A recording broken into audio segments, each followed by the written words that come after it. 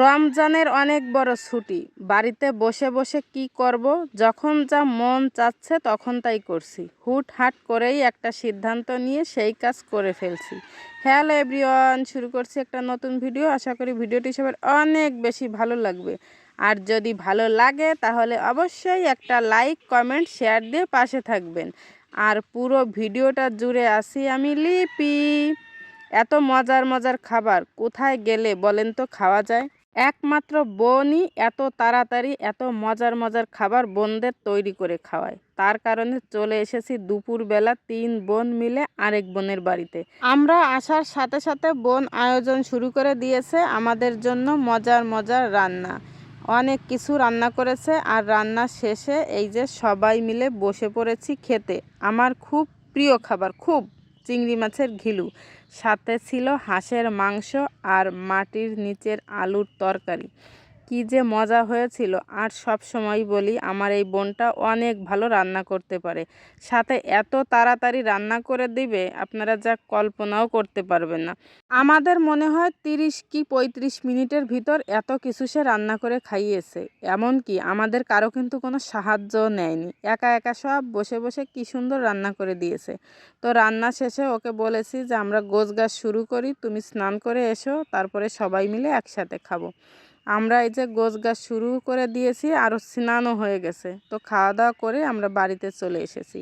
বাড়িতে এসে হঠাৎ করে ভাবলাম যেহেতু এতদিন বন্ধ, আরও কিছু মুরগির বাচ্চা নিয়ে আসি। ভাবার সাথে সাথে বরকে বলেছি, সেও একেবারে রাজি হয়ে গেছে। তো বরকে নিয়ে এখন হচ্ছে যাব আরও কিছু মুরগির বাচ্চা আনতে। এত বড় ছুটি, বাড়িতে শুধু শুধু বসে থাকবো, তার চেয়ে বরং কিছু বাচ্চা নিয়ে আসি। আর যেহেতু আমার মুরগি একটু কমে গেছে, তার কারণে আর এদিক ওদিক না তাকিয়ে চলে যাচ্ছি মুরগির বাচ্চা আনতে। আমার যেহেতু আগ্রহ একটু বেশি, তাই আমি আগে আগে রেডি হয়ে গেছি। আর আমার বর সাহেবও এই যে রেডি হচ্ছে। তাকে না নিয়ে তো আবার যাওয়া যাবে না, কারণ আমি যেখান থেকে মুরগি আনি ওইখানে এখনও যাইনি আর চিনিও না। যাই হোক, আমরা এই যে রওনা হয়ে গেছি মুরগির বাচ্চা আনতে। অবশ্য আমার বর সাহেব আবার বাড়ি যাবে, তাই তাড়াহুড়ো করে একটু আগেই বের হয়েছি। সে আমাকে বাড়ি দিয়ে তারপরে আবার তার বাড়িতে যাবে। এই কারণে আমরা দুপুরবেলা একটু বের হয়েছি, না হলে বিকালে গেলেও কোনো সমস্যা ছিল না। দুপুরবেলা খাওয়া দাওয়ার পর এই যে রওনা হয়েছি। কি সুন্দর গুলু গুলু মুখটা আমার, দেখছেন? তো যাই হোক, আমরা কিন্তু চলে এসেছি এই যে যেখান থেকে মুরগি নিব। এত প্রকার বাচ্চা ছিল বাড়িতে, আমি তো দেখে পুরো একেবারে অবাক হয়ে গেছি। মন চাচ্ছিল যে আরও কিছু বাচ্চা নিয়ে যাই, কিন্তু আমার বাড়িতে জায়গা একদমই কম, বেশি নেওয়া যাবে না। আমি হচ্ছে 20টা কিনে এনেছি, আমার 10টা বাড়িতে ছিল, আরও তো বড় মুরগি আছে।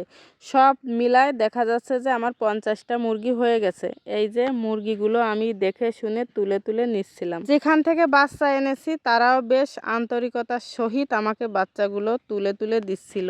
বাচ্চাগুলো সবই ভ্যাকসিন দেওয়া, এই জন্য মারা যাওয়ার কোনো সম্ভাবনাই নেই। যদি সৃষ্টিকর্তা চায় তাহলে প্রত্যেকটা বাচ্চাই বেঁচে থাকবে। আর আমার প্রত্যেকটা বাচ্চা এখনও বেঁচে আছে। ভিডিওটা মনে হয় আরও 15-20 দিন আগের, আর 15-20 দিন পরে এসে আপনাদের সঙ্গে শেয়ার করলাম। তো সবাইকে ধন্যবাদ, টাটা।